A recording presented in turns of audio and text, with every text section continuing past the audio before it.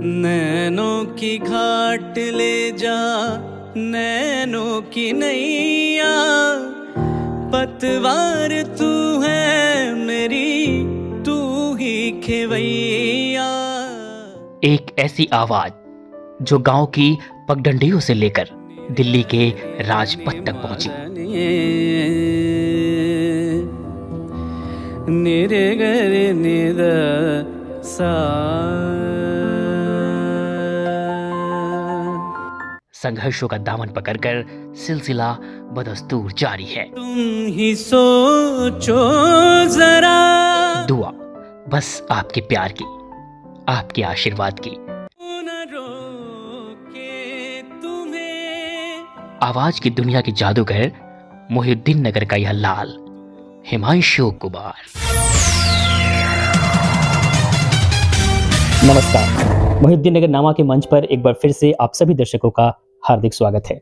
दोस्तों, मोहिउद्दीन नगर नामा एक ऐसा मंच है जहां हम कला जगत, साहित्य जगत या फिर शिक्षा जगत से जुड़े ऐसे शख्सों के ऊपर बात करते हैं जिन्होंने इन क्षेत्रों में अपना एक खास मकाम बनाया है।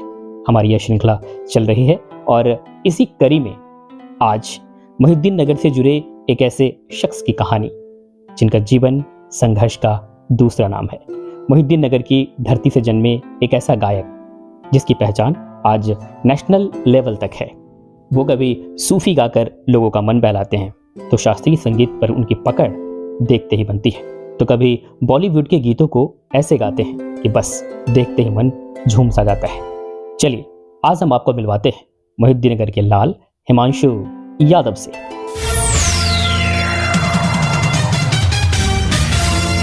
हिमांशु, मोहिउद्दीन नगर नामा में आपका बहुत बहुत स्वागत है। नमस्कार, बहुत बहुत धन्यवाद भैया आपका कि आपने मुझे इनवाइट किया अपने चैनल पे, और आपके सभी दर्शकों को मेरा प्रणाम। हिमांशु, आप मोहिउद्दीन नगर से जुड़े और आज आपकी पहचान बतौर गायक राष्ट्रीय स्तर तक की है, तो कैसा लगा ये सफ़र? कितनी मुश्किलें, कितना संघर्ष? बात करें अगर अंतर्राष्ट्रीय स्तर पे अपनी परफॉर्मेंस देने की और अभी तक के सफ़र की, तो एज सच इतनी कोई बड़ी उपलब्धि है नहीं मेरे पास अभी। फिर भी कुछ मंच पे मैं गाया हूँ और मौका मिला है और आगे भी मौके मिलते रहेंगे।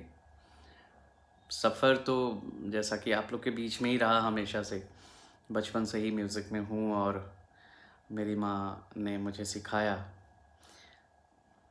तो शुरू से ही सफ़र शुरू हुआ। मतलब जब बच्चा था तभी, 7-8 साल का था तभी से, और अभी मैं स्ट्रगलिंग फेस में ही बोलूँगा।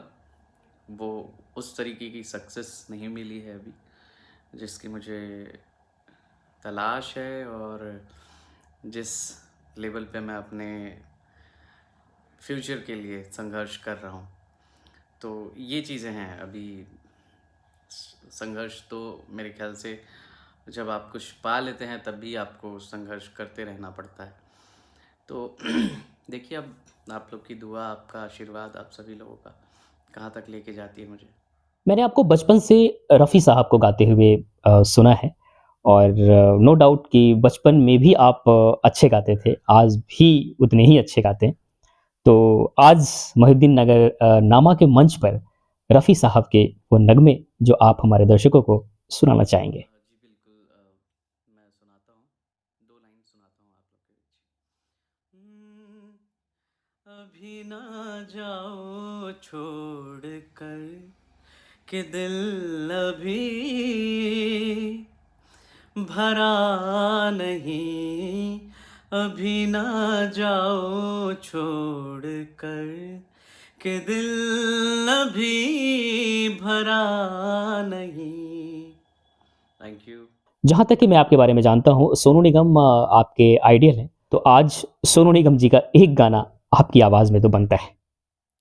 जी एग्जैक्टली, मैं इंडस्ट्री में एक वही ऐसे कलाकार हैं जिनको मैं बहुत एक उच्च स्तरीय गायक मानता हूँ, क्योंकि मुझे ऐसा लगता है कि इंडस्ट्री में सिर्फ वही एक हैं जो कभी भी गलतियाँ अपने गायकी के माध्यम से नहीं करते। अपनी आवाज़ और उनके जो गाने का तरीका है, वो गलती की गुंजाइश नहीं है उनके गायकी में। बेसुरे कभी नहीं हो सकते, मेरा मानना ये है। और रही बात उनके गाए हुए गाने, मैं गाता हूँ और बचपन से सुनता आया हूँ उनको, तो आप कह सकते हैं कि मैं उनको आइडल मानता हूँ और मैं उनको फॉलो भी करता हूँ। तो ये सारी चीज़ें हैं। मैं आपको उनके एक गाने का 4 लाइन सुना देता हूँ। बहुत सारे गाने गाए हैं उन्होंने और एक से बढ़कर एक गाने हैं। चाहे जो तुम्हें पूरे दिल से मिलता है वो मुश्किल से,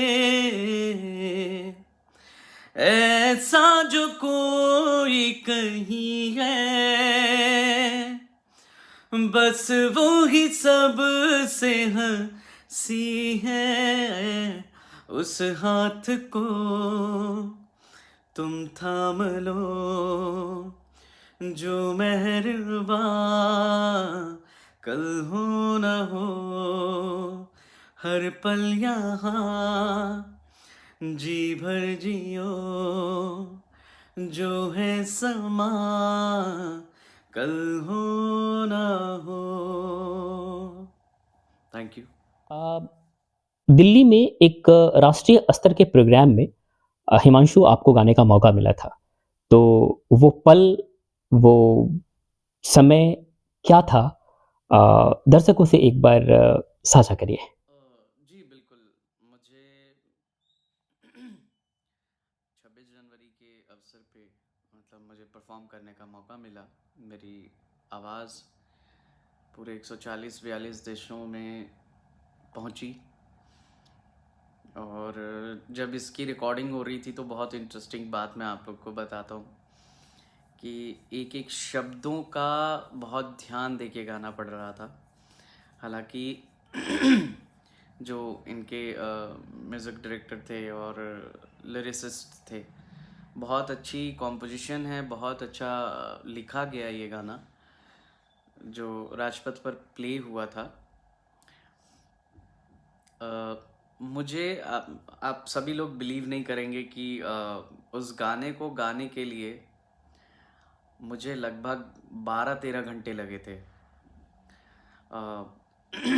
12-13 घंटे इसलिए लगे थे क्योंकि उसमें जो शब्द का उच्चारण था वो बिल्कुल स्पष्ट होना चाहिए था। ये मिनिस्ट्री ऑफ डिफेंस की तरफ से ये निर्देश था कि जो भी सिंगर गाएंगे तो उनका ये था कि जो भी शब्द बोला जाएगा वो स्पष्ट होना चाहिए। हम जनरली भारत बोलते हैं, लास्ट में त सुनाई देता है, लेकिन जब हम गाना गा रहे थे तो उस वक्त हमें उस चीज़ का मतलब बहुत बारीकी से ध्यान देना था कि त स्पेशली ना सुनाई दे। भारत, त में कट नहीं आना चाहिए, भारत ऐसे नहीं बोलना था। तो बहुत डिफ़िकल्ट हुआ था, काफ़ी मेहनत से उस चीज़ को।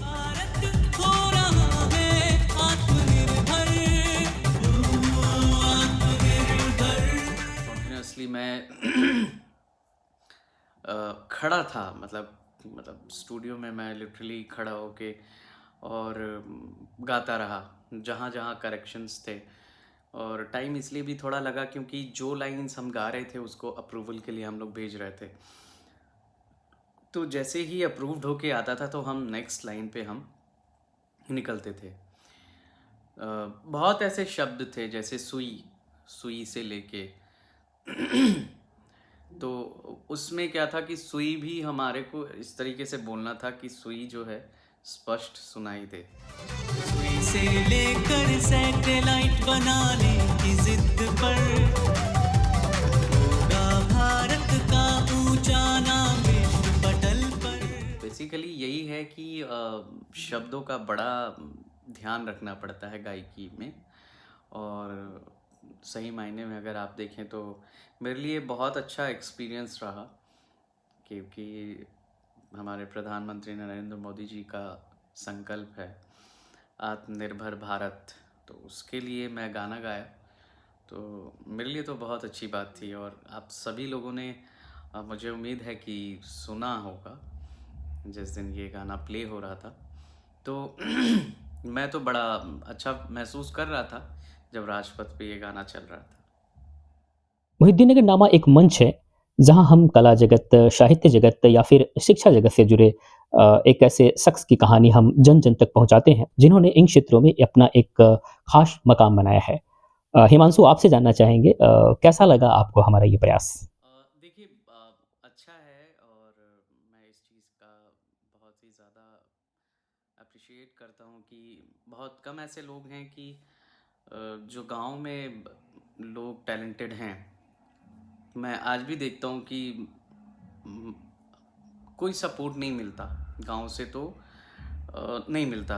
मैं भी फ्रेंकली बोलूँगा, आपके चैनल पे जा रहा है, ना मुझे किसी का डर है, ना मुझे किसी का टेंशन है कि हाँ भी कोई इस तरीके से मुझे अप्रोच करेगा, गलत तरीके से अप्रोच करेगा। मुझे कोई भय नहीं है इस बात का, लेकिन मुझे ये पता है कि कोई भी अपॉर्चुनिटीज़ नहीं है, मेरा मानना है। क्योंकि स्कूल में हम देखते हैं कि स्कूल में स्कूलिंग तक ही थोड़ा बहुत जो भी कॉम्पिटिशन्स आते हैं उसमें बच्चे आगे निकलते हैं, फिर आगे पार्शियलिटी इतनी होती है कि हमारे बिहार से बच्चे आगे निकल नहीं पाते। और ये भी मेरा ये भी मानना है कि जो लोकल जो पॉलिटिकल, मैं किसी भी व्यक्ति और विशेष का या पार्टी का मैं नाम नहीं लूँगा, उन सबको भी कोई मतलब नहीं होता है कि आपके क्षेत्र से कौन अच्छा कर रहा है, किस क्षेत्र में अच्छा है, उसको बढ़ावा दिया जाए। कोई मतलब नहीं है सर। मतलब सिर्फ अपने और अपने लिए ही सारी चीज़ें लोग करते हैं। इनफैक्ट हो सकता है कि एक ह्यूमन नेचर हो, मैं भी कभी इस तरीके का हूँ तो मैं भी शायद यही करूँ।